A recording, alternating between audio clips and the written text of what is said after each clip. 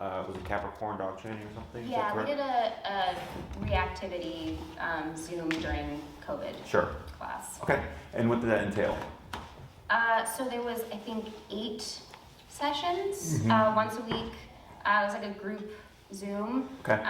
We did little things about, like I know that you do a different system, but they didn't want me using a pinch, which didn't work for us anyway because she doesn't care about the pressure. It was about being able to get her attention and understanding when there is something that is making her more aroused, like understanding how to like redirect her attention from that, but also being able to like sit, look at it, feeding treats to make her understand that like it's okay that that's happening over there. But also like teaching her how like touch, so she knows touch. She came to us already doing sit, so we adopted her when she was 2 from CACC. Okay. We don't know a ton about her background before that, but she was brought in as a stray. Okay. But based on her genetics and her body, she's probably was a breeding dog before this, or at least had a litter of puppies. And she is very aroused outside on walks. Okay. Squirrels. With you a little bit more so. Yeah, she guards me a little bit more. Squirrels, she loves, and by that I mean needs them. She's caught a rat before in someone's backyard. She's very fast. Cats freaks her out. Any sound, even on TV, she's reactive. She's running around the house. Dogs, it's a toss-up. She's aroused by them, but we don't know if it's play or not, so we just don't let her interact with other dogs on leashes. Okay. So, and humans, she yells at most humans when I'm out with her. I have to cross streets. Okay. I do a lot of street crossing. And then whenever she's with me, it's anyone who like kind of stares at her for too long, she'll react to that. But otherwise, like if they just walk by, she'll like maybe like reach over and sniff like at their ankles or something. But I usually try to keep her just a little bit further away because give everyone a little bit more space on the sidewalk. Sure. Yeah. Post-pandemic lifestyle. Yeah. Well, yeah, we got her like when we were still pretty isolated, so that probably didn't help with the socialization. She does have a best friend, Cooper, who is another Pibby, and she loves him. Cooper? Yes. Okay. Not at our house. It's a friend's dog. Okay. But we don't get to socialize with them a ton because their house just burned down. Yeah. Oh, wow. Yeah. Sorry to hear that. Bummer. They used to be our boarding situation too, so we're figuring that out. And what else? She's good with people when she warms up to them. Yeah. We've been trying to get her more socialized in the house. Like try to have people over on like a bi-weekly or weekly like type basis. And she'll like growl bark at the door like when someone just comes in, and then the moment she recognizes them, it's like, oh, it's happy to see you. Yeah. Some of my more wary friends, she's a little bit more, needs like a little bit more. And I've told them like, all right, so like here's the treats, like make her do stuff, like run her through the touch, the touch loop, or like make her sit, make her lie down, just because then she's like, oh right, you can make me do stuff too. And then she also does decently well at like the dog beach and like larger like public areas. Okay. Like she has a time limit though. Yeah. Like let her off, and it's like then usually she's got like just like an hour, 15, hour and a half before she's gets a little too nosy into another dog's like situation. Okay. Like for instance, there was like one collie that just like didn't want to play with her, just wanted to play with the owner, and then they had words briefly and. Well, right, but she's not ever like was she ever starting it? She ends up driving other dogs to. She's a shit starter in the sense that like she'll kind of like edge things. She mirrors aggression. Okay. Let's see. But she's a snuggle butt at home. Yeah. She like met my nieces and nephew, loved them right away, met the parents. They went downstairs to grab more suitcases. She was like copacetic with everyone at first. And then when he came back in, she like she was already guarding the kids. Like she barked at him again, and I was like, just met him. I don't know who this is. Yeah. Like we don't have kids yet, but eventually we might have a kid, and I want them to be able to like have play dates, and like I would love to like invite people to our house without having to like get them ready to meet our dog. Because right now it's a lot of like training humans on How to behave, yeah. Yeah. I gotcha. Okay. Anything else? You can tell instantly when she's in fight or flight mode. Like when she goes outside, she's super scared of the dark. She like won't poop after dark. You can tell that she's not paying attention to us on leash. Like it's like we're not even there a lot of the time because she's in that like panicked state already. She's like in the back of her brain. It's hard to get her back to herself. Stability, yep. Yeah. Okay. Anything else? No, she's never. There was one instance, I guess, where she kind of like jumped up on someone when she was in a little bit more of an aggressive mode, but that was with a friend of mine who has pit bulls and whatnot. He was like, "Oh yeah, no, I get it." Yeah, and it was fine. Like he was only in the house for a moment, but just didn't have the time to like greet her, and she was newer to us at that point. Yeah. I think it's the only time anything like that's ever happened.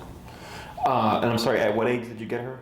She was Two-ish. two-ish. I Okay, think. and you've had her, so now she's like, what, 4 or 5? She's 3.5. 3.5. Ish to 4-ish. We adopted her in April of 2021. So 21, okay, I'm sorry, I was thinking 2020. No, you're good. Yeah.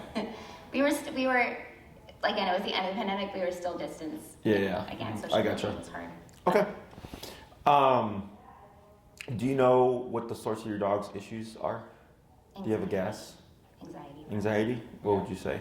Predominantly anxiety. Okay. I don't pick up anxiety, I pick up nervousness. Okay. Yeah. So fear, anxiety, nervousness look very similar, but they have distinguishing features. Anxiety doesn't settle. It moves around a lot. It paces, it pants, it salivates. Nervousness looks unsure, and nervousness, typically when a dog is human reactive, almost always it's nervousness. Okay.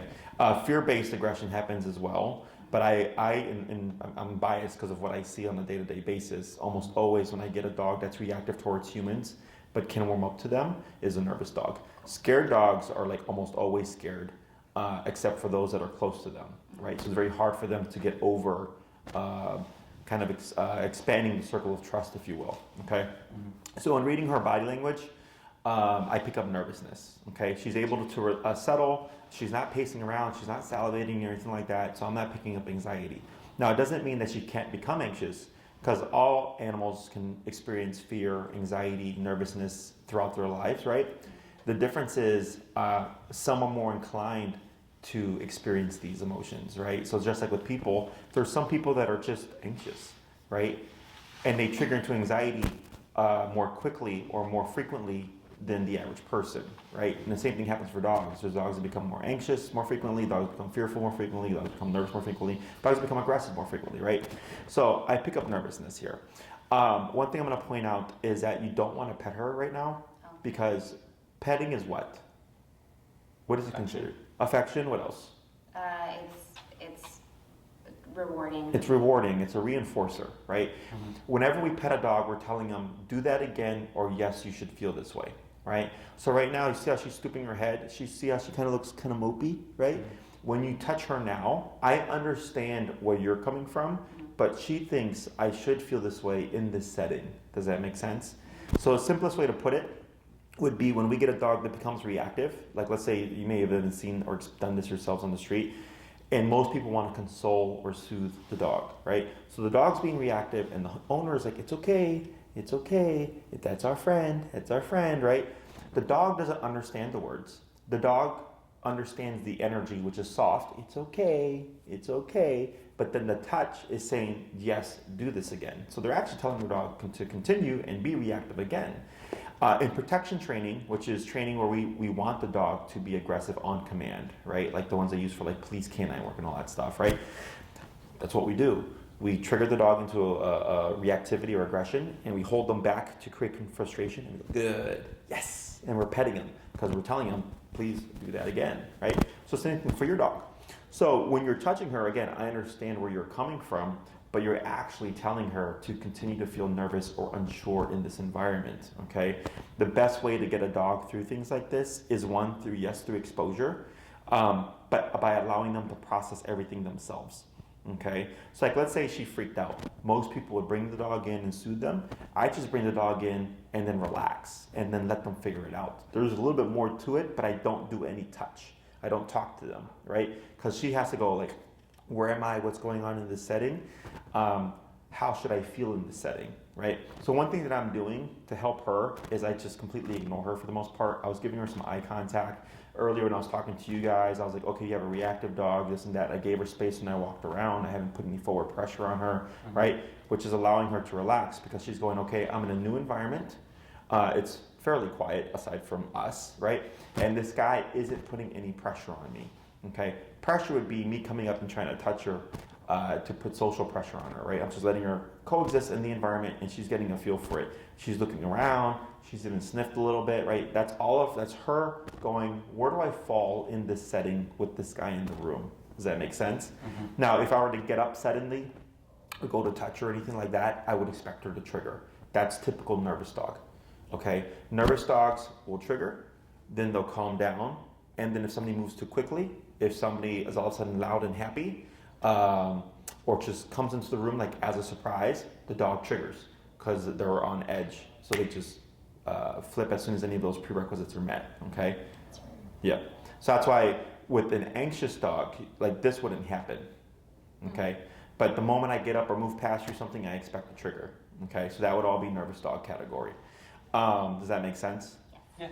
So now let's say we were actively training, we put her under pressure, she did well, and she's expelling the stress or whatever, or is doing well in the exercise, then the touch would be beneficial because we're rewarding something where she's making progress.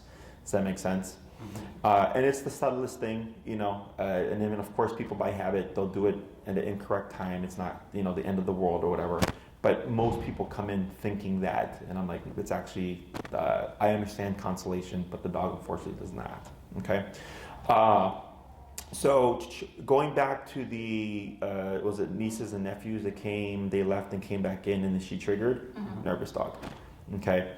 The nighttime thing, that can, to a degree, be worked on. Every case is different. We cannot make her like nighttime. Right. Okay, but we can do our best to get her to feel as comfortable as possible, and then hopefully she gets around to pooping at night.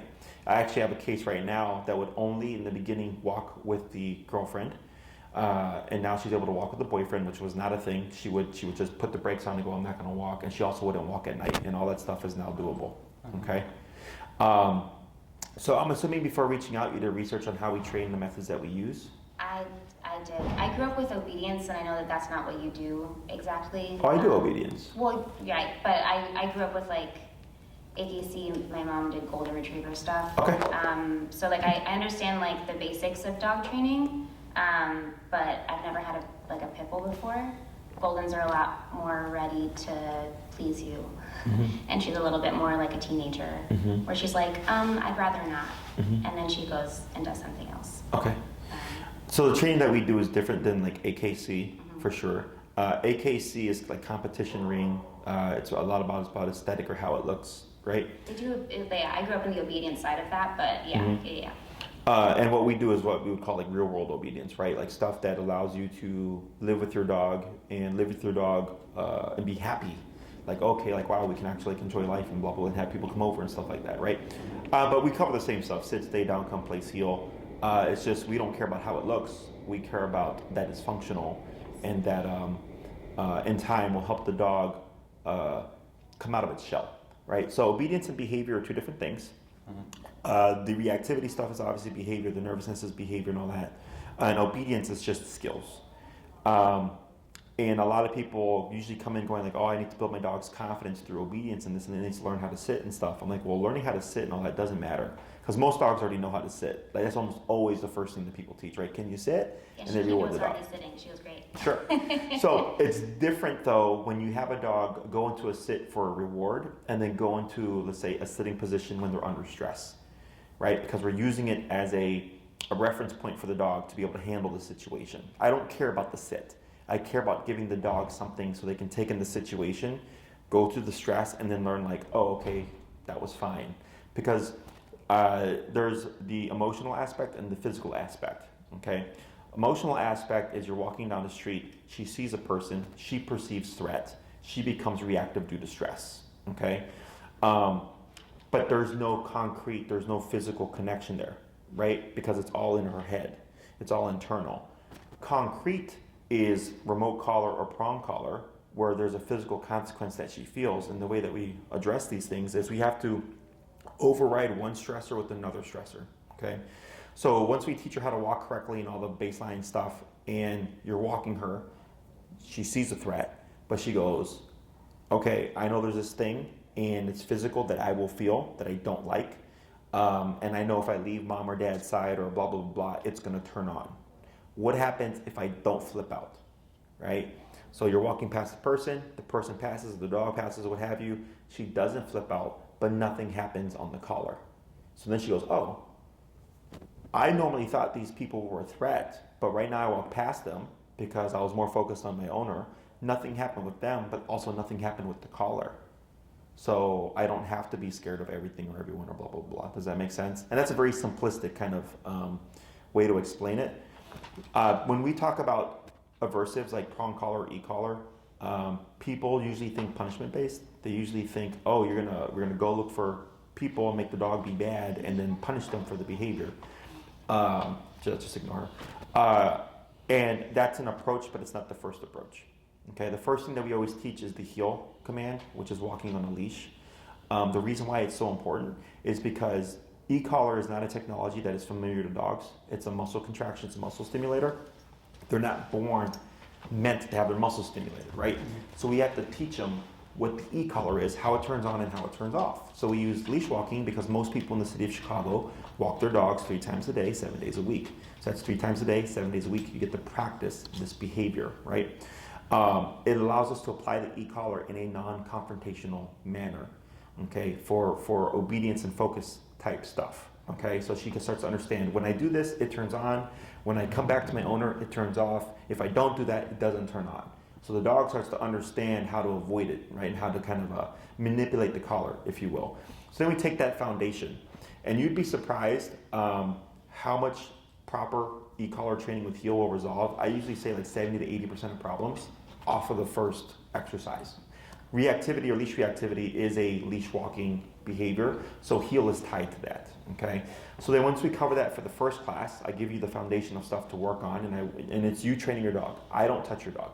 I explain it to you real time. You're going through all the exercises yourself, so everything's tied to you, and then I give you your homework for the week, and then you come back a week later, and then we just keep kind of progressing, right? So if you come back on class 2, you're my feedback, right? So you're like, hey, Jess, you know what? We noticed she wasn't as reactive to people this week. We didn't have to cross the street, as much. She was actually doing pretty good. The only time she barked at someone was a construction worker, or like someone who was cooing at her on the street randomly. I'm like, that makes sense, because they're putting social pressure on her. But anybody else that minds their business and walks past is no longer a problem or whatever, right? And you know her better than I do. So I go, great, we've already made progress just through the formality of teaching the heel, okay? Then we make some tweaks, we work on the second half of heel, you go off and do your homework, you come back class 3, you give me more feedback, right? Sometimes there's stuff that the exercise itself won't resolve, which is not a problem. It just means we have to approach it directly, okay? So there's indirect and direct. Indirect is what happens with formal structure and discipline. What will resolve itself, okay? A lot of inside behaviors, like for instance, when we get puppies, like 9 months to a year, that still chew in the home, that's frustration-based behavior, okay? So anytime someone tells me the dog is chewing on stuff or destroying stuff in the home, and they're older than 6 months and past the teething phase, the first thing I think is frustration, okay? So a lot of times, we do the first class on heel, and they'll come back, I'm like, how's the chewing stuff? It's like, Jesse, I haven't seen it this whole week. And I go, yes, because now that you've given your dog discipline and structure, you've given them what they needed, that frustration is now gone. It doesn't have to go anywhere, okay? So similar for you guys, except yours is reactivity, outside. Inside reactivity, door reactivity type stuff is a separate thing, okay? So that would be a separate class for that. But anything outside should be resolved with that, okay?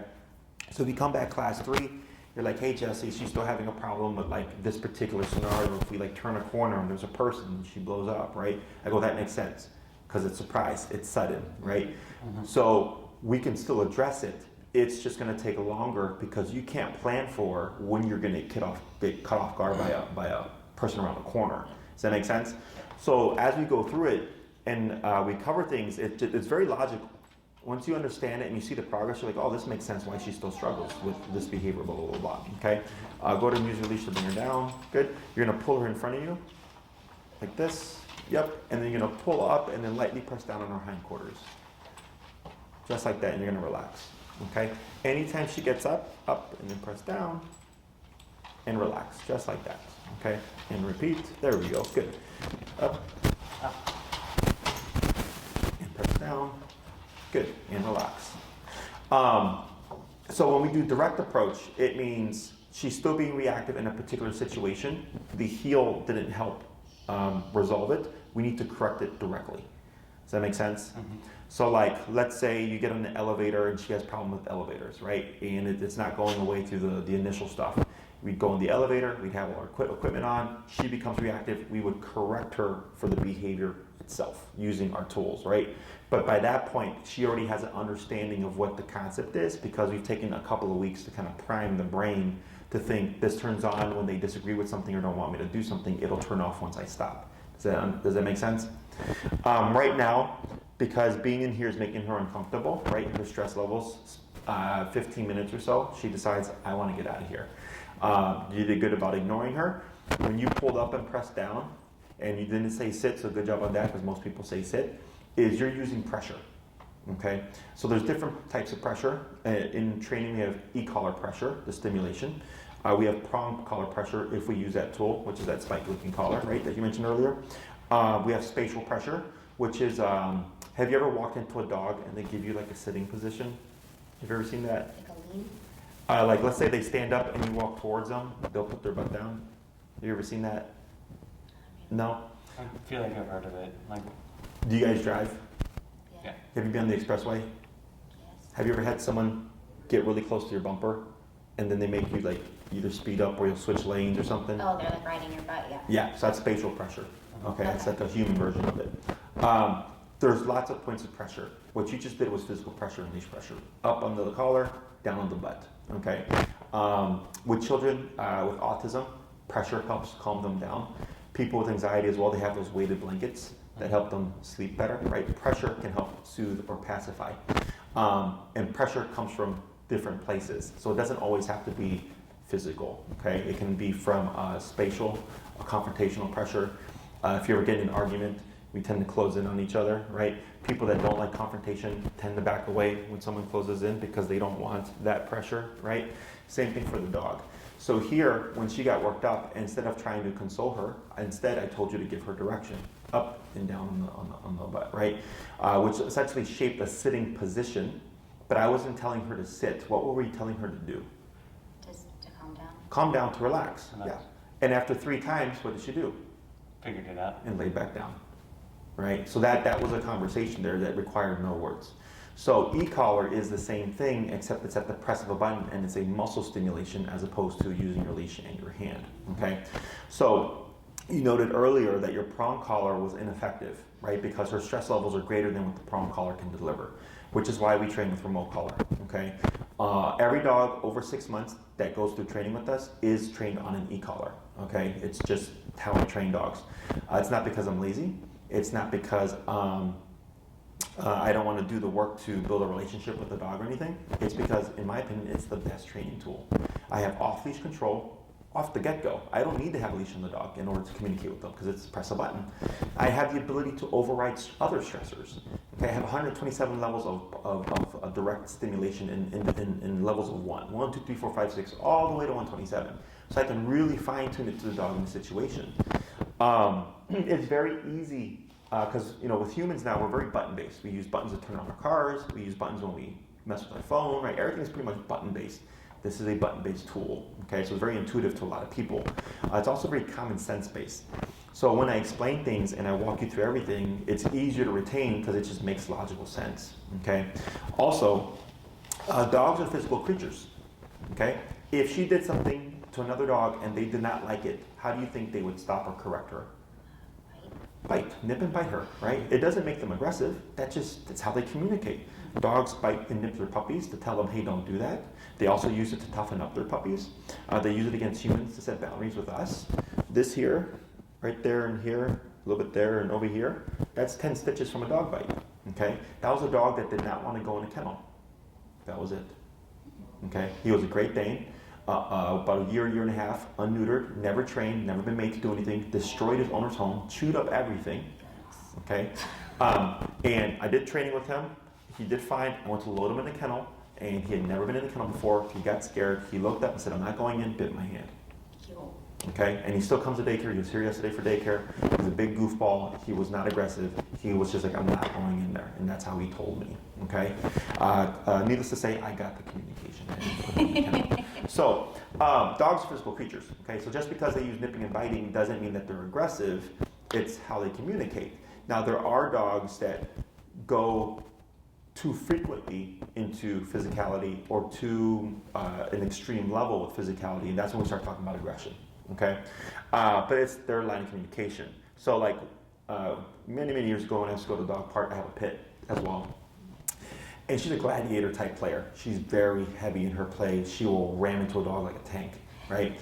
But she's also very growly, she's very vocal, and she likes to do this little play nip, right? And of course, because she's a pity, people go like, "Oh my God, your dog's being aggressive." I'm like, "No, she's just playing, this and that." I'm like, "If you don't understand this, you probably shouldn't have a dog. Because just because she's using this to play doesn't make her aggressive. That's just what dogs do. Okay, they're very physical creatures." So the remote collar, in my approach and how I view it, is our way of nipping and biting our dog through the press of a bite. Okay, because we can't do it ourselves. Mm-hmm. So this allows us to communicate with our dogs on a scale that they understand, using technology that we've invented. Okay, does that make sense? Mm-hmm. So when we think about physicality, we tend to think of it as bad. We don't want to be violent and all that stuff, right? Which I agree with. But if I have to protect my life or my girlfriend's life or my family's life or what have you, best believe I'm become physical, right? We are still physical creatures when it comes to it. Even when we show affection, we hold hands, we kiss, we hug, that's physical, right? Dogs, sometimes they show affection by doing this. Yeah, right? Mm-hmm. So, again, that's just affection, but they're using their mouth. They're very mouth-based. Panting, whining, salivating, nipping, biting, chewing, right? Barking. It's all mouth-based behavior. So, and you can ignore this. When we look at the e-collar, people tend to think, "Oh, you're just shocking or electrocuting the dog," right? But that's not what the technology is. Have you ever been to a chiropractor or physical therapist? Yeah. Have you ever had stem therapy? I haven't, but I saw those little commercials where it's the working out your abs. Correct. Thing. Yes. So same technology, okay? Muscle stimulator. You can go to Walgreens, look in the back pain section, and you'll see it looks like a little bone. You put on your back, and it moves the muscles to either ease back pain and or relax tension. Okay, it's the same technology. There is no current running through your dog's body, which is the what people think, right? Because e-collar is usually described as the shock collar. Shock comes from two places. One, the positive only front, where it's praise only, affection only, treats only. There's even some schools of thought where you can't tell your dog no. I had a client get kicked out of a puppy class because she said no to her puppy in the class. The puppy jumped on her and as an instinct, no, and then got kicked out. Swear to God. Okay, yeah, it's crazy. It's like a cult. So in the positive only front, they use words like shock or electrocute because when you hear that, you're like, well, I don't want to fucking do that to my dog, right? So obviously there's that. Two, it comes from old school e-collars. many years ago when they first came out, they only had like 3 to 5 settings, okay? I said we have 127 settings now. So 5 and 127 would be equal pressure, but now we have 122 more divisions. Whereas before, the jumps between 1, 2, 3, 4, and 5 were great. So it was more shocking, it was more abrasive, okay? So we use very refined training tools here. So we have very kind of nuanced communication with the dog. Does that make sense? Mm-hmm. Questions on any of that stuff? No. So going back to the approach, right? So you have a nervous dog. We cannot make her unnervous, but we can help her handle her nervousness better. And I can help you learn how to live and handle a nervous dog. Okay, so those things kind of go hand in hand. Mm-hmm. So if she becomes nervous and decides, like, I need to growl at this person, that would be, in our world, an unhealthy decision, right? Now, she doesn't understand that I'm not a threat. She doesn't understand that you've paid for this consultation, blah, blah, blah, blah, right? But she needs to be taught that regardless of that, she cannot display defensive or aggressive type behaviors. Okay, so we have 4 responses to stress: fight, flight, avoidance, submission. Have you heard this before? Mhm. Fight or flight are usually the most common ones, right? So when your dog is on a leash, which one of those is not available to her? Flight, which leaves what? The fight. The fight response. So that's why dogs sometimes on leash will trigger into reactivity, but then the owner will know off leash they're not reactive. And they go, because off leash they have the ability to run away. Okay, so in order for us to get to avoidance or submission, we need to remove the fight response. Okay, so one, going through that indirect approach, we see what does that resolve? Does it help her see the world in a different way because now she's calmer? You mentioned earlier she goes out and she's on alert. Is that correct? Yeah. Yeah. So that's where she's building from. She goes out into the world and she's already like this, right? Where's the problem at? Are we going to see a threat? Blah, blah, blah, blah. So then when you add a person or a dog, boom, Already, yeah. already there. So when we do formal heel, it helps put the dog in a passive state, so she's not in the world, in an alert state when she goes out to the world. She should be more neutral. So if she sees a person, she's not building off of 6, she's building off of 0, 1, 2. Does that make sense? So then we don't, a lot of times, see that stuff. But if we do still see it in certain contexts or what have you, then we have to address it directly to teach her that that's not allowed, it's not needed. So once she understands that she does not need to be fight responsive, then we usually see what's called avoidance behavior. When you first sat down, after she growled at me and I sat down, did you notice what she did? She came and sat in front of me for that, yeah. Before that? Before that? She was I over didn't here, notice right? Yeah, she sat down facing that way. Mhm. That's avoidance. Okay? So when we're going through the motions, whenever we deal with an aggressive or a dog or aggressive behaviors, we have to see avoidance first. Avoidance means if we're correcting the behavior, the correction is meaningful enough that the dog is thinking, well, I don't want to become defensive or aggressive because I don't want the consequence.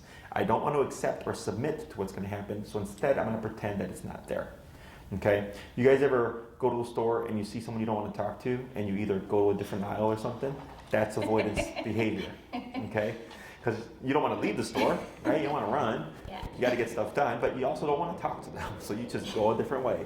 That's avoidance, okay? When we talk about submission, submission is usually looked at negatively.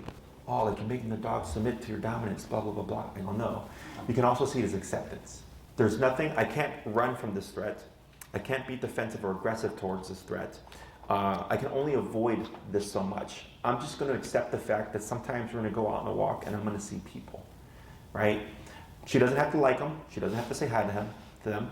She just cannot be reactive towards them. And she doesn't have to look at them if she doesn't want to. Just don't blow up, right? And then we see, will the dog go into acceptance, okay? And more often than not, it happens. But then, when people are like, well, what if someone wants to touch my dog? I'm like, then you have to advocate for your dog and tell them no, right? They don't have to do that. They just have to go out in the world and coexist peacefully, okay? Does that make sense? Yeah. Now, the people inside the home, your friends, your family, people that she would see regularly, that is more realistic because those are people she would see repeatedly, okay? We have exercises for that kind of stuff. But everything always starts, we always work outside and then we start to close in to go inside, okay? Mm-hmm. Question on any of that stuff? Not so much. I do have thoughts on like the people on the inside thing. 'Cause there's a couple people she's like grown to become very affectionate towards. Yep. Like some friends that like as soon as she sees them, she's like, oh hell yeah, like super into it and whatnot. Sorry, I forget where I was going with this. It was more. Is it about some people that she has problems with every time? That is a good. Yeah, that's a good point. Seems to be more reactive with people with more melanin in their skin. Yeah, she races. She She's races dogs. racist. Why'd you train her that way? No idea. Just joking. That's already. Sorry, you set it up, man. I had to take it. That's fair. Totally fair. Yeah, I don't know if that's anything like indicative of like her past or what have you. I have no idea. It's not the first time I've heard this. It's hard not knowing where she came from too. Yeah. Yeah. It's so just so that you're aware, it happens. Yeah. It's funny because I remember the first time I came across that. I was in the South Loop and I was giving a consult, and we were in their home because at that time I was still doing in-home stuff. And it's funny because they looked around. They're like, "Our dog's racist," and they're like, with black people. I'm like, we're inside your house. Like, who's gonna hear us like having this conversation, you know? Yeah. But they were very like embarrassed by it.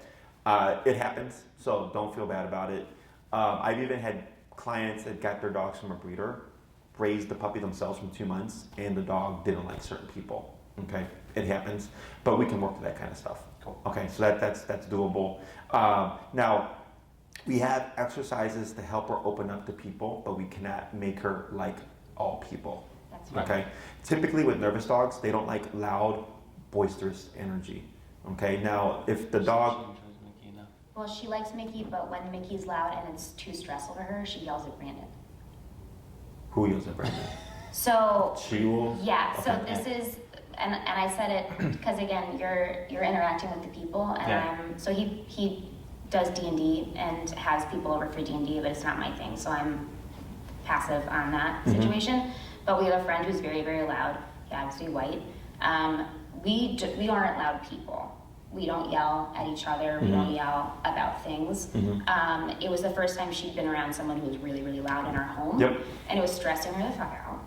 And instead of yelling at Mickey, she ended up yelling at our very tall black friend, Brandon, who is the calmest, most gentle soul.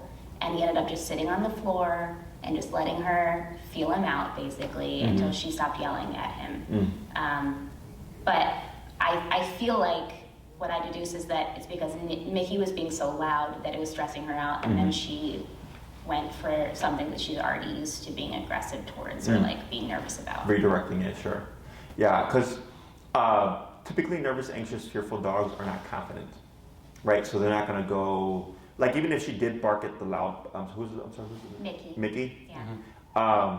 Having the confidence to follow through, right? Because the bark is like, don't be loud. You've never seen her bite any, like she's never, she'll lunge on a leash, but she doesn't lunge at people when she's uncertain without a leash. Yeah. No, there was one time where she was in front of someone, like heckles up and everyone, and this was with Tom, like right when we first. That was when we first got her and we were moving. She like kind of jumped up a little bit. I gotcha, sure. Didn't lunge for like biting or anything. It was just like, hey. Yeah. She usually only jumps on people that she knows that she likes. Out of friendliness. Yeah. So all that stuff makes sense to me. Yeah. Okay. So. Sorry, I got off your train. No, you're fine.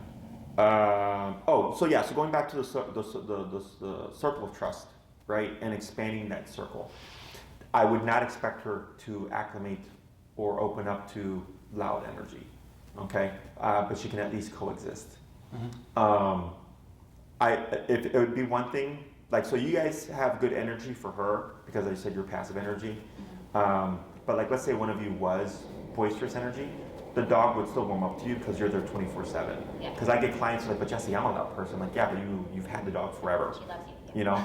I was like, but anybody else, they're like, probably not going to happen. They're like, okay, well, that makes sense. Because she doesn't see them 24/7. It's on the occasion, right? Yeah. So, but the difference is, right now, she's able to open up to them, but more so on her terms, right? So if it's on her terms, it can be on her terms to not like the person. Does that make sense? Yeah. So that's where we have exercises where it puts it on our terms, where it's like, okay, we know you're uncomfortable, but you're gonna have to learn to kind of get through this and open up. So we have it's a balance of pushing, and I tell everybody, you know, it's a balance. It's like I don't force the dog every time because then the dog's like, well, shit, it's just gonna be that thing again, right? Sometimes we socialize her, sometimes we let her have her space. You know, it's that nice balance, and that's what builds trust. So the dog doesn't always feel like, oh, people are here. It's that time again, right? Same thing for people. Like my girlfriend, she's bigger energy than I am. She's more social and stuff than I am in terms of going out. Sometimes she lets me chill at home, and then sometimes she's like, you gotta go. And I go, okay, cool, because you let me chill at home sometimes, right? It's a balance. So. Well, I understand that. Yeah. So in terms of like how we would approach this and how I would foresee the program playing out, is the first 2 classes would have to happen on heel, okay? Please note that we have plenty of space to train indoors for the exercises, so we can train and focus on the training. But your training will be outside when you're taking her throughout the week and walking her and all that stuff, okay? And the winter is coming, snow is coming, blah, blah, blah, blah. By the 3rd class, you know, I should have enough feedback from you to kind of know if we need to take a class to address more reactivity and really solely just focus on that. Or if she's making great progress, like, hey Jessie, man, she's getting better and better every walk. I go, cool. Then we could do an indoor session where I teach you how to calm her down on your terms. And it doesn't matter if she's excited or territorial, because they both have to do with impulse control. Okay, are you familiar with impulse control? Yes. Are you? You nodded yes. Yeah. Okay, so impulse That's control. That's a joke in our house. Impulse control. None, it's fine. Even though it's like knock, she sees the person, she goes, hey, it's you, jump, versus bark, bark, bark, right? Both come from a quick decision. Okay, so even though one is positive and one is not positive, right, we have to address them the same, because it's the dog making a quick decision. So, because people usually think like, Jessie, I don't need to do it here. The dog loves these people. I go, no, you still do. Because that decision of like, hey, is the same thing as bark, bark, bark. Okay? So we have to make sure that's always the same on all stages. Otherwise, you're going to make steps forward and steps back, because there's exceptions. And dogs will understand exceptions. They don't do well in gray area. They do well in black and white area. Okay? I'm very black and white about everything when it comes to dogs, because then they go, okay, this is the expectation, this is what I can't do, and what I can do, this is when I can do it, cool. But once we create gray area, then we start to get a little mucky, okay? So, third class is a variable. Maybe we do a class solely on ways of addressing the reactivity for places that you might be struggling. Or it can be, let's have an in-home session where I can show you how to correctly invite people into the home, okay? But we wouldn't push her socially. It's just shutting down that territorial behavior, okay? The fourth class could be a socialization exercise, which does entail food, attaching positivity to people. The difference is, if someone comes into your home that she's never met before, and she's territorial, she's suspicious, which is completely fine, right? Is that even if you wait and let her resolve it, again, it's on her terms. So if the person does something and she decides that's suspicious, she's going to trigger again. Yeah. Okay? When we put it on our terms, we have the ability to turn it off again. So when we attach positive to it, we know she's at a 0. So I'm feeding her for complete neutralness, as opposed to she might be a little edgy. Have you ever had it where someone she just met gave her food and she didn't take it? Has that ever happened to you guys? She loves food. Yeah. Okay, good. Very, very food. She doesn't take food when she's too stressed out, but usually at the door she accepts gifts. Okay. Okay. Please, So, like, please feed me, thank you. when you said if she's under too much stress, she won't take the food, Yeah. right? That's like staring down a cat, staring down a squirrel that are like right. Okay, so then before- she's in prey drive. Yeah. Gotcha. So let's say, for example, you had a person come over who tried to give her food and she had never met the person before and she wouldn't accept it. It's because her distrust or stress of that person, because it's the first time, is overriding the value of food. Does that make sense? Yeah. So then it has no purpose. Or I've had clients throw food at the dog and the dog won't take it because they're under too much stress. But once we can calm them down, then they're more likely to take it, but then it'll actually mean something positive. Because I also get dogs that'll take the food and then go back to being reactive again, right? And we need to make sure she's at a complete neutral state whenever we give anything. We've seen her do that a little bit, where like she'll take the food. We try to get people not to throw things to make sure that they understand that goodness comes from them, directly. But there are a couple people that she has then decided to keep growling if there's not more treats after that. For sure. So like those people, because now you have a balance of consequence, negative consequence, positive consequence, right? Because consequence doesn't have to be bad. Yeah. Consequence can also be good, right? But now we have something to say, no, you can't growl at them and correct that behavior. But then when she's neutral, we reward that behavior. And now she has to decide, like, okay, do I want to keep tension with you, which is only going to cause a correction to happen? Or do I accept you because you've been cool, there's nothing bad's happened between us, and I also get good stuff from you. Okay, so we have a means of balancing things out. So sometimes when it feels like you're making progress, but you're kind of like in this plateau, so to speak, it's because you're missing that other half of communication.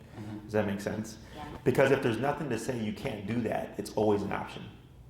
Fair. technically speaking. Food is great for stuff you want to see again, right? Sit, good girl, feed, right? But it's not good at stuff you don't want to see. Even when it comes to barking, like you may see stuff online where it's like, oh, if your dog stops barking, reward your dog when they stop barking. That, in my opinion, doesn't work because dogs don't understand that. Okay, they're just like, oh, I got food. But if they're doing something or did something and then you reward them, they would understand that. Does that make sense? Mm-hmm. Questions on any of that stuff? So 2 on heel, third class is a variable. So let's say we do have to deal with reactivity, and then let's say reactivity is going well. And just so that you know, ideally it's week by week, but it's only week by week if you're making progress. Okay, so let's say we have the third class on reactivity, and I'll tell you, email me in 3 to 4 days. And you email me and you're like, hey Jess, we see some progress, but it's not mind-blowing. I'd probably tell you take another week or 2, okay, before you have your 4th class. And then I'll tell you, email me in a week and a half or blah, blah, blah, blah, right? And then you email me like, hey Jesse, we finally made great progress on the reactivity, we're feeling really good. I go, now we have the next class. Does that make sense? Yeah. Because so obedience is easy, it's straightforward. I know what I can get done within the time frame, pending the owner's doing their homework. It's very smart. It's the behavior stuff, because sometimes you go on a walk and you don't see anything, right? Mm-hmm. And it's getting cold now, you know? So we need time in order to see is what we're doing working, right? And then if it's like, hey, we tried this and it didn't work, and then I email you and like, try this, and then you go off and you try that, right? Until we find the answer. And then once you're ready, it's like, all right, now let's have class 4, okay? And then that would be like, let's say how to have people come over or whatever. Class 5 would be how do we take and balance out the discipline that we're giving for socialization, but also using positive reinforcement correctly to make sure that we're rewarding at the correct time and for the correct things, okay? And that's me targeting behavior, okay? So we have 3, 6, 9, and 12-week programs. Depending on how much you want to get done with your dog, you're in that minimum 6-class program, 9 and 12, depending how much control you want, okay? I don't think your dog's reactivity is going to be a big problem, okay? So if your focus is like the behavioral stuff, then I just focus on what I know you will need for the behavioral stuff. Regardless, heel has to happen. Heel is always 2 classes, okay? Then we have a class on reactivity. If needed, we have a class on people coming over. We have a class on how do we socialize her and use positive reinforcement correctly. And then the 6th class remains like a variable. Okay, so then it's like, hey, can we review, people coming over again? Sure, we have that 6th class, right? And then we're done. And then you just go off, rinse, and repeat. If you did 9 or 12 classes, it gives us time to cover more skills. One skill that she may benefit from is place command. Are you familiar with the command? Mm-hmm. We have a friend who does training very similar to yours, but he's in Minneapolis. I gotcha. Yeah. So with place command, where it comes into play is, let's say she's in a setting where she can't get comfortable. Maybe like in the D&D setting, right? When you have your friends come over and all that stuff. Maybe you have a couple of loud people there, and she's like, this is too many loud people, right? Yeah, or specifically like a very loud time. Correct, like, a party or something, right? July. Is having a reference point where she's like, this is where I'm supposed to be. I don't mind them, and they won't mind me. But it allows you to keep her within the social setting, okay? Mm-hmm.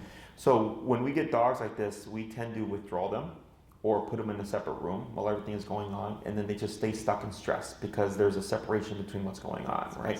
Yeah. So, but even though she's just laying on her dog bed and everybody's over here and she's 8 feet away over here, she's still within the social setting, mm-hmm. right? So like, let's say she was really nervous of me and she was hiding behind you, she would be outside the social setting because we were interacting. Does that make sense? Mm-hmm. But the fact that she's able to face me now and like go into a resting state and be a part of it is good. So place command would be potentially a thing that she would benefit from. Also, like if you ever go to a restaurant, you want to take her with you. It'd be great. Plop something down, right? Expose her more. Up to you. You wanted to have her be a patio dog before. Recall, come when called, would allow you to have her to be off leash and be able to return your dog, either from squirrels or whatever prey she wants to chase. She's a fence jumper. Mm-hmm. Okay. She can get over a 5-foot chain link fence. Gotcha. And that's something we can correct as well, by the way. to stop that behavior, because that's not good. It's not, and she doesn't have recall, so that was a really fun Mother's Day. So 9 classes. 2 months after. Yeah, 2 months after we got her. Anyway. 9 classes, we should be able to get all that stuff done. 12 classes would be, you want to get as much control as possible. When we talk about control, the more control you have, the more freedom you have, technically speaking, right, with your dog. So like my guys can go anywhere with me because I'm not worried about if I'm going to have control or not. I know I'm going to have it, right? So I look at it as excluding the behavioral stuff. 6-week program is walk my dog, go to the park, so heal and recall. 9-week program is walk my dog, go to the park, go to restaurants. And the 12-week program is I go hiking with my dog's off leash all the time. We go on picnics. She comes with me to friends' houses. This dog is with me all the time. That's where you want almost everything because you don't know what you're going to need for what setting. Does that make sense? Mm-hmm. But the 3 baseline ones are always walking on a leash, come when I call you, and don't move, which is heal, recall, and place. Those 3 things will let you get a ton of stuff done with your dog. Yeah. But if you want like sit, stay, and down, then that's also available in the 12-week program. Otherwise, for like the behavioral stuff and just like the core control, 6 or 9 week is where I would put you. Okay? Questions on any of that? Not yet. No, I mean, so initially, I think that I asked for the consultation for the boarding training, but Okay. also like if she doesn't need that, then I'm down with doing the classes because we both kind of feel strongly about training ourselves as well as like her and being part of it. Yep. We just end up having a lot of like, or I'm more so, I can't speak for you, but worry about have her in like a boarding situation or even like play sessions or like daycare type stuff. Like we don't have a lot of freedom with that, and we're really looking for ways to be able to get her to do that so that we can like go out of town for a week. Sure. Yeah. I gotcha. So I would recommend you do in person because remember earlier I was like, you have a nervous dog. We cannot make her unnervous, right? Right. Yeah. But we're helping her learn how to make healthier decisions, but then also you're learning how do you live and control a nervous dog. Right. Does that make sense? Like we already know how to do that stuff here. I don't want to make her worse. And don't worry about that. That's part of the process. You know, when I started 12 years ago, I screwed up plenty of times. Now I'm at a point where I screw up very, very, very little because I just put myself in those situations, right? The way I put it is, you're not going to screw up your dog. Your dog's already screwed up in the sense that that's why we're here, right? And I'm giving you all the direction and stuff. I'll tell you stuff to avoid because you won't be ready for it.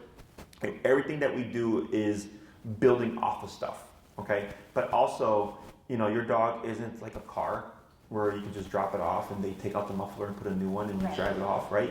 This is very much relationship based, right? Because you provide security or a sense of security to your dog also, which is part of the nervousness, right? So it's teaching you how do you project security, how do you help your dog feel secure when they're with you, and that also comes through to the training because the dominant figure is typically the one that gives discipline, right? So growing up, I didn't have to worry about paying the bills or stuff like that because that was my parents' job, but my parents were also the ones that gave disciplinary action when needed. Does that make sense? Yeah. So by giving your dog discipline and consequence in a manner that she understands and respects, you're actually providing security. Does that make sense? So, and also people tend to have a natural discomfort with you using aversives. So if we do all the training and then maybe your dog is higher up on the collar, it does happen where the dog's number is like 80, right? And then the owner's like, what? 80? Right? And then now they have to like get over the psychological hump of like, my dog's at 80. And we usually struggle with that. But if you do the training yourself, you understand and see the process and the logic of why your dog is at 80. Okay? So that would be the most beneficial to you. In terms of daycare and boarding stuff, after the second class, you can start to get her situated with us if you would like. Okay? And I'll let my staff, once you're ready for that, because we have a very kind of strict, slow, acclimation process for the dog, so that they don't just get thrown in a room full of dogs and stuff. And then we get them acclimated to us. Also, dogs that have trained with us, we reinforce the training. So when you bring her, you could bring her with her equipment. And, you know, if she were to become reactive, we would correct that. Okay, so we're all on the same page. And she also gets to do more activity, like stationary control. Like part of the day is playing with other dogs if they're social. We cannot guarantee every dog can be social, but we do our best. Treadmill time, stationary control, which is she's on the placemat. There's training going on. Dogs are playing. Dogs are on treadmills, and she's just there chilling while everything is going on. And then there's decompression time in the kennel, where she gets time to be by herself and be away from that. So it's not constant stimulation. Okay. Questions on any of that stuff? No. We've not had any issues with dogs really. The only time that we've had to kick out a dog is because of the owner. Is because the owner is trying to put boundaries on us and not let us do what we need to do in order to run a structured daycare. So we moved recently from Logan Square. When we were at Logan Square, we had as many as 70 dogs a day, and it was quiet. Dogs were playing, dogs were on treadmill, dogs were training, dogs were on stationary control, dogs were hanging out in kennels, and it was quiet because of the structure that we have. We get some dogs that are so either aggressive or can be aggressive, or maybe we just don't have that rapport with that dog yet where they need to be muzzled, and some dogs need to be muzzled 24/7. I do that for the safety of my staff, for the safety of other dogs, and it's funny because that's usually what people have a problem with. I'm like, well, if my staff gets bit, now I'm down a staff member, and who knows if they're going to come back depending how much damage was done. If another client's dog gets bit because of your dog or blah, blah, blah, blah, now I have liability with that client's dog, so I have to make certain decisions, right? It's very, very rare, but that's typically where we've had to kick out a client is because they disagree with how I run things. So then I just tell them, you're free to go somewhere else. Otherwise, as long as we're able to do what we need to do, it's not a problem. Okay? And we're very transparent here. We'll let you know if we notice anything. If she became reactive and she got a report card, it's not the end of the world. We're just letting you know, hey, we had an incident today. We addressed it. We'll see you next time. Like Okay? we're trained professionals, like you know how to handle it. I just get worried about like having her in settings where people like, again, she's a pit bull, so like Right. people have feelings about it. Yes. And I'm very much well aware of that. I have a pity, as you know. And we have different staff. We have some staff that's been with me for years, and there's certain dogs that only they can handle. They have my intermediate staff, and then have my novice staff, and then they have a lot of rules and boundaries on them because they can only do so much until we get them to that point. So we're never in a rush to get anything done. We just take our time with the dogs or whatever, and it's usually not a problem. Okay? Questions on any of that stuff? Sounds good to me. Only thing I would say for the daycare stuff, heads up, is that we will need a fecal. So if she doesn't have a recent one within the past 2 to 3 months, we would need a clear fecal. So that's something you can get set up through your veterinarian, and of course up to date on any vaccinations that she would need. That she is. Yeah, I think it's on the website. Things like Bordetella, distemper, parvo, rabies, and then I think there might be a fifth one. Yeah, we'll have to look. We have a disorganized file, but a file for her. So Sure. Yep. No problem. Otherwise, in regards to the training, I would put you at 6 minimum. 9 is if you want to make sure you get that recall down and stationary control. 12 is like, we just want as much control as possible. It also just gives us more of a buffer in case something happens behaviorally. It's rare, but every now and then, I could be wrong. And I had a case where it was people coming over. They couldn't have people come over, and I was like, okay, all this stuff, 6 classes, blah, blah, blah, blah. And then they showed up for the in-home, and that dog was legitimately aggressive. And I was like, fuck, I didn't think this was going to... I was like, your dog is for real.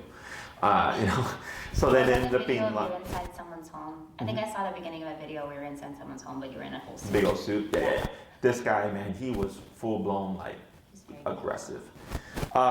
Most dogs are not in that scope.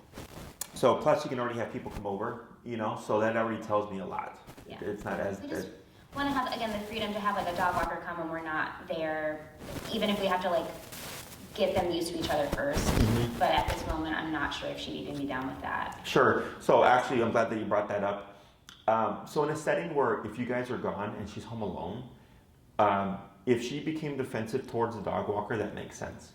Because she is vulnerable. She is by herself. She doesn't have anybody that has her back, so to speak, right? So have I had dogs in the past be able to get over that? Absolutely.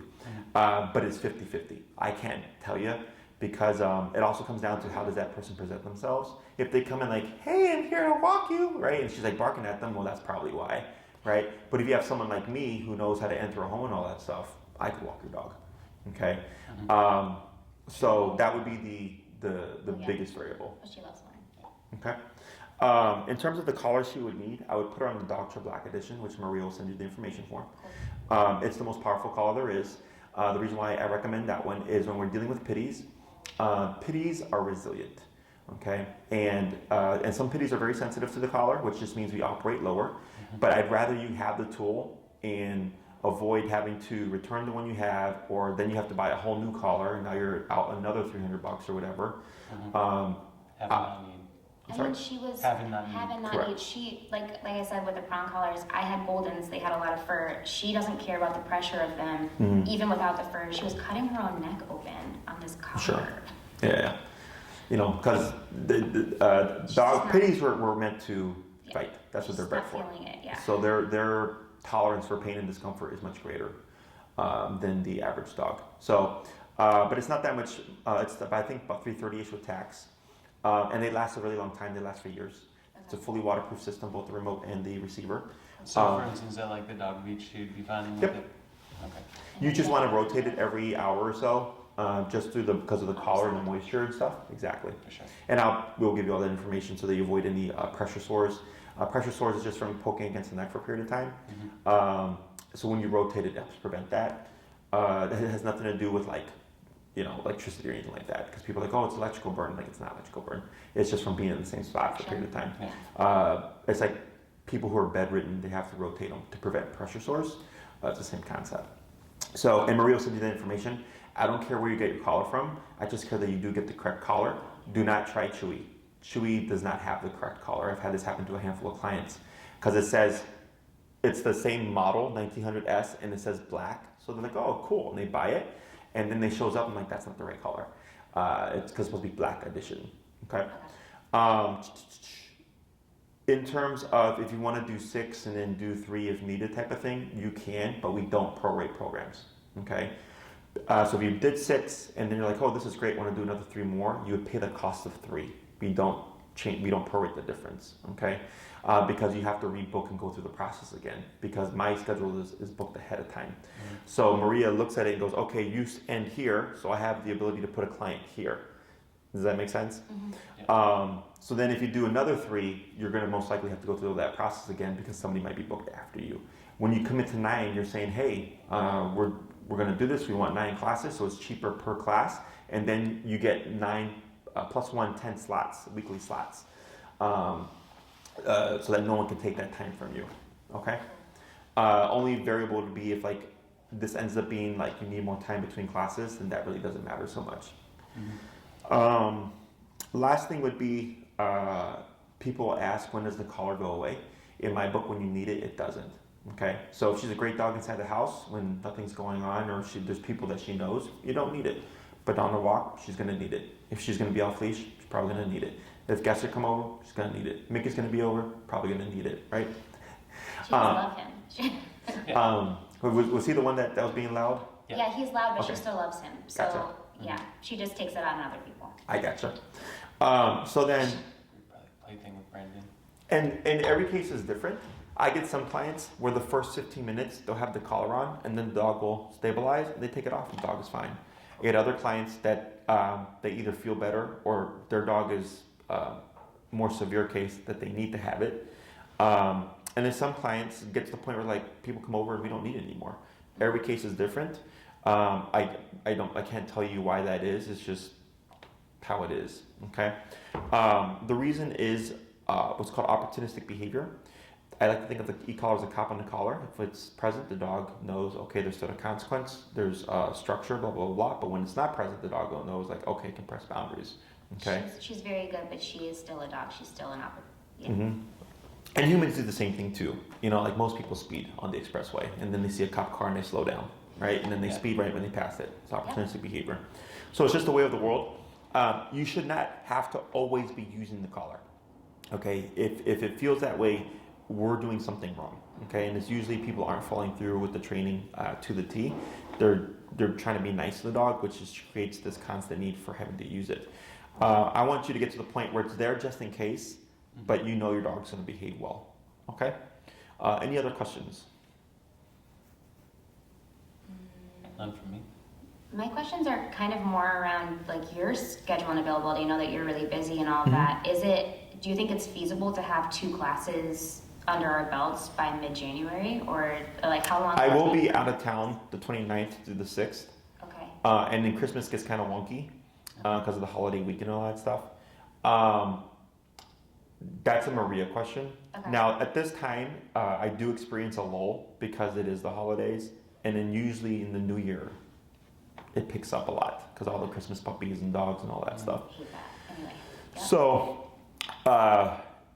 if you want to try to get in as soon as possible and expedite things, Maria goes by the contract, okay? So if you leave out of here and you're like, hey Maria, sign us up for 9 classes and here's our schedule and availability for in-person with Jesse or what have you, and she'll send you the contract, and the moment that's signed and turned in, she knows you're serious. So I think the fastest turnaround I've had with the client who started now is like a week and a half. And then because she had daytime availability, so she's like on Mondays at 10 o'clock or something, which like nobody books. So she was able to get in right away. So because my schedule tends to be opposite, I'm usually evenings and weekends because people are 9 to 5.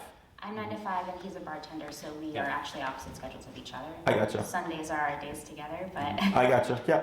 So you just let Maria know, and then she'll look at the schedule and go like, okay, yeah, we got availability. And we definitely want to have a day where the both of you guys can be there, you know, so you can get the most out of the training itself. Yeah. Also, even though you're dealing with like nervousness and stuff, I would give you the option to use Enrique. Enrique's my head trainer here. He's been with me for 2 years now. He's a very good trainer, and he handles a lot of my reactivity cases, but he's just starting to get into like the human cases. He's cheaper for one, but although I think because of that he's more booked than I am.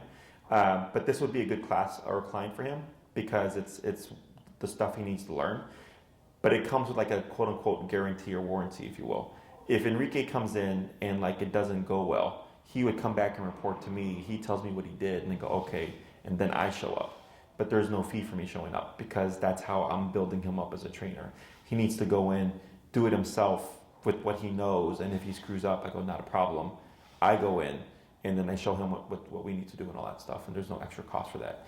The trade-off is you're working with someone who's building his knowledge with the fact that I'm going to back him up, and you get to save some money, or you pay more money and then you work with me directly, you know.